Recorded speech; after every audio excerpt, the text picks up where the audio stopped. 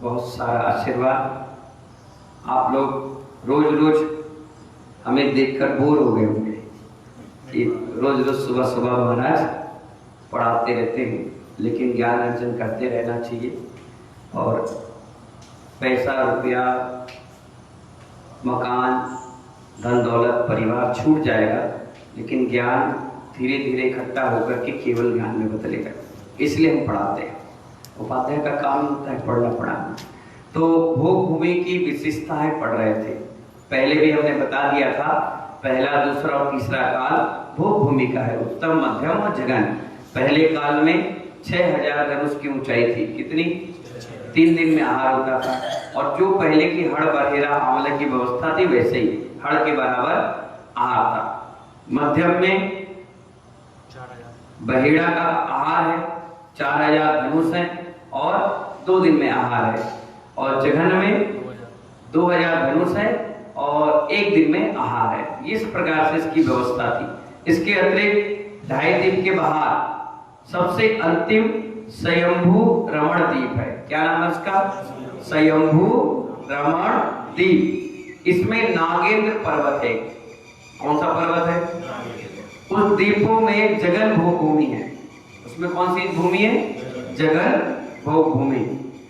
वही संगी पंचेंद्रीय तेज भी रहते हैं। संगी का मतलब जैसे तोता, में मन है उनका। कई सांप भी होते हैं संगी, है ना।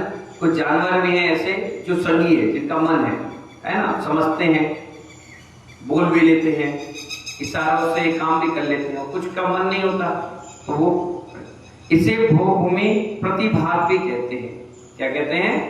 भोग भूमि प्रतिभाग। कौन सा समुद्र है ये? स्वयंभू रमण द्वीप। अंतिम द्वीप, पहला द्वीप जम्बू द्वीप और सबसे अंतिम स्वयंभू रमण द्वीप, है ना।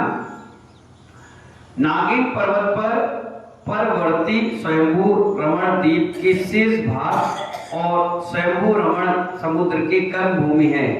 ये क्या कह रहे हैं? नागिन पर्वत के पर्वती स्वयंभू द्वीप, क्योंकि मैंने पहले बताया था ना, एक द्वीप एक समुद्र होगा, तो स्वयंभू रमण समुद्र भी हो गया और स्वयंभू रमण द्वीप भी हो गया। तो अब द्वीप की चर्चा कर रहे हैं कि शेष भाग और स्वयंभू रमण समुद्र में कर्म भूमि है। कुछ में कर्म भूमि है और कुछ में भोग भूमि है। इसे कर्म भूमि प्रतिभाग भी कहते हैं। क्या कहते हैं उसको?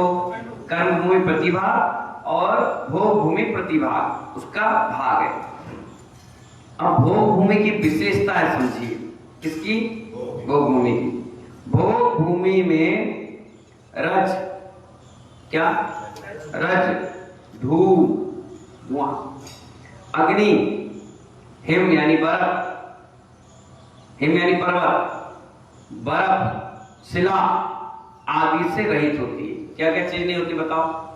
एमपी जैन साहब बताइए हाथ जोड़कर। पहला रज, मिट्टी, मिट्टी है ना। धूम, धुआं, अग्नि, हिम, पर्वत, बर्फ और शिला, यानी शिलाएं भी होती है ना पर्वत। ये 1 2 3 4 5 6 7, इस 7 चीजों से रहित होता है। कौन सा? भोग भूमि।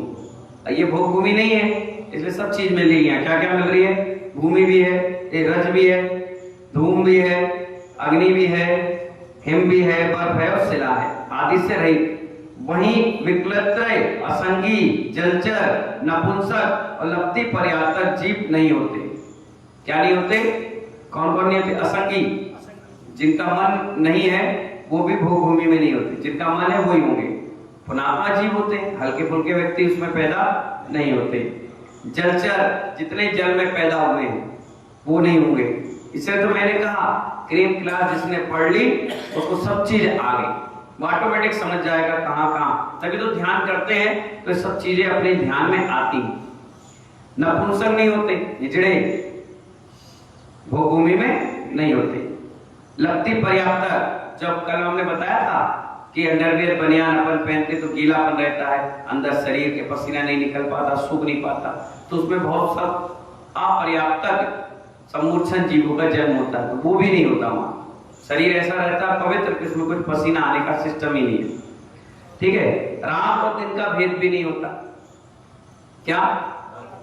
पता ही नहीं चलता और समय निकल जाता है। अंधकार नहीं होता, कल्पवृक्ष इतने पावरफुल होते हैं कि अंधकार नहीं होता।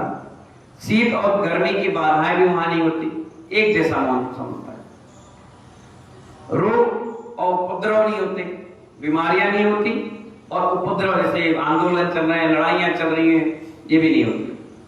प्राकृतिक आपदाएं नहीं आती, जैसे अभी 15-20 दिन पानी नहीं गिरा, सारे व्यापारी किसान से ज्यादा व्यापारी, क्योंकि किसान को उतना पैसा नहीं लगा जितना व्यापारियों का लगा।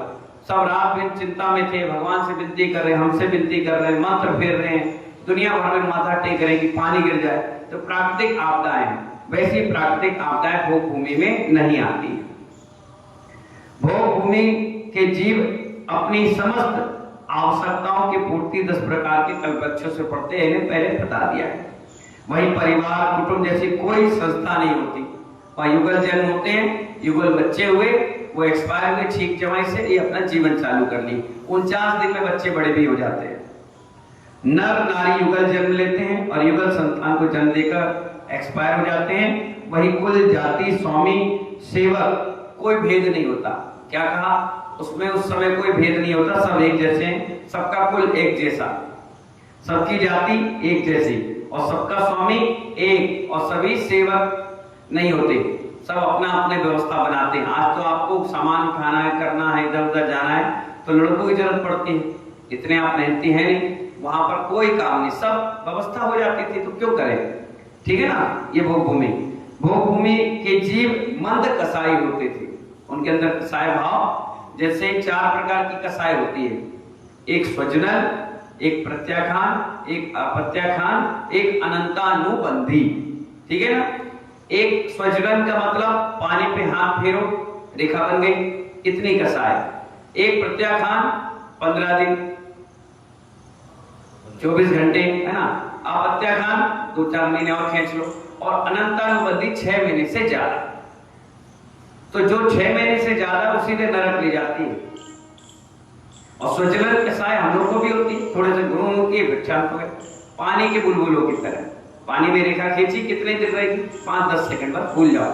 तो ये कसाई नहीं होते, मंद कसाई होते हैं, उनमें परस्पर बैर विरोध नहीं होता। अब भाई आज बैर विरोध क्यों है?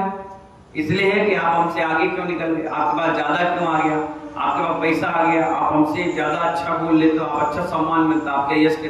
वहां तो बता दिया सब एक जैसे, जो चाहिए सब मिल जा रहा है। तुम्हें जमीन चाहिए जमीन मिलेगी, मकान बोलो मकान, कपड़े बोलो कपड़े, सोना चांदी है, इन्हें कोई चोरी चकारी लड़ाई झगड़ा वाला काम ही नहीं। आज भी भारत में कई ऐसे देश हैं जहां पर कहा जाता है गाड़ी खुली छोड़ के आ जाओ, आप कोई व्यक्ति छू नहीं सकता, ईमानदार लोग हैं। आप मकान खुले छोड़ दो, कोई चोरियां नहीं होती, इतने ईमानदार लोग हैं। ये भोग भूमि के जीवों के लक्षण है। ठीक है ना। उनमें व्यसन नहीं होता, तंबाकू बीड़ी सिगरेट शराब, कल्पवृक्ष तो देगा ही नहीं, तो पिएंगे कहां से? ठीक है ना। बुराइयों से भी रहित होते हैं। आज अपन लड़ाई झगड़ा चुनाव के चक्कर में बुराई भराई कर लेते हैं, वो कोई बात नहीं होती वहां पर। ठीक है। वहां चोर शत्रु आदि की बाधाएं नहीं होती। मैंने बताया ना, कोई है जिसको जितना चाहिए, अब आपके नौकर को आप 10,000 रुपए महीना दे रहे हो, वो क्यों चोरी करेगा? जब 6,000 दोगे तभी तो चोरी करेगा।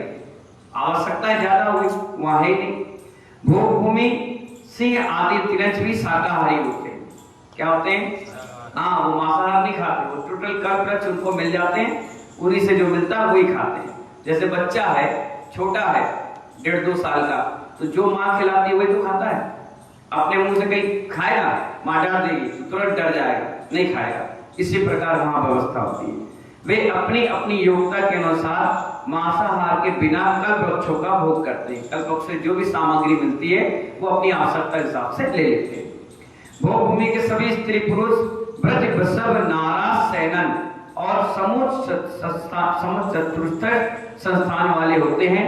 वे पृथक विक्रिया द्वारा अपने शरीर को अनेक रूप बनाने वाले में समर्थ होते हैं। भोग भूमि के जीवों में कोई निहार नहीं होता, वो आहार तो करते हैं लेकिन निहार नहीं होता। उनका सैनन कौन सा होता है?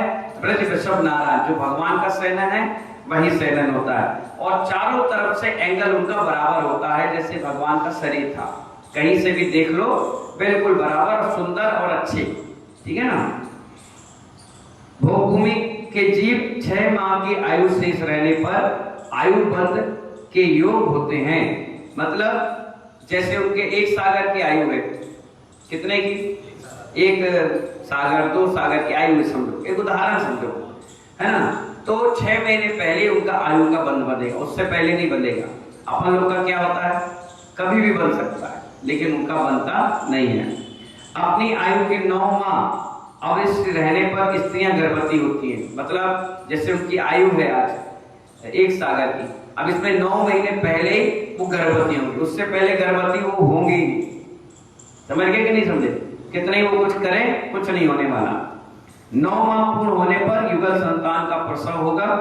प्रसव के तत्काल पश्चात नर नारी क्रमशः छींक और जवाई आती है और वो एक्सपायर हो जाते हैं। उनका शरीर भी कपूर की भांति उड़ जाता है। वहां जलाने का काम नहीं, अग्नि है, लकड़ी कौन लाए, जलाए कौन? अग्नि, धुआं होगा, वो काम भोग भूमि में नहीं है। जैसे नारकियों का शरीर कपूर की भांति उड़ जाता है, भगवान शंकर का शरीर कपूर की भांति उड़ जाता है, ऐसे इनका शरीर भी कपूर की भांति उड़ जाता है। भोग भूमियां मित्र जैसे जीव मनुष्य और त्रियंत भवनत्रयी में उत्पन्न होते हैं। कौन से? जो मिथ्या दृष्टि जीव है भोग भूमि में, वो कहाँ जन्म लेते हैं? भुवनत्रय, भवनवासी देव बनते हैं। किसमें? हाँ। और सम्यक दृष्टि भोग भूमि नियम से सौदर, ईशान आदि स्वर्ग में जन्म। आदि में मतलब सौदर, ईशान, सनत कुमार, महेंद्र, ब्रह्ममुत्तल, नामक, कापित, शुक्र, महाशुक्र, आणक, चाणक, अच्युत, ये इंद्रों में जन्म लेते हैं, नियम से स्वर्ग जाते हैं। और भोग भूमि ज्यादा कौन है?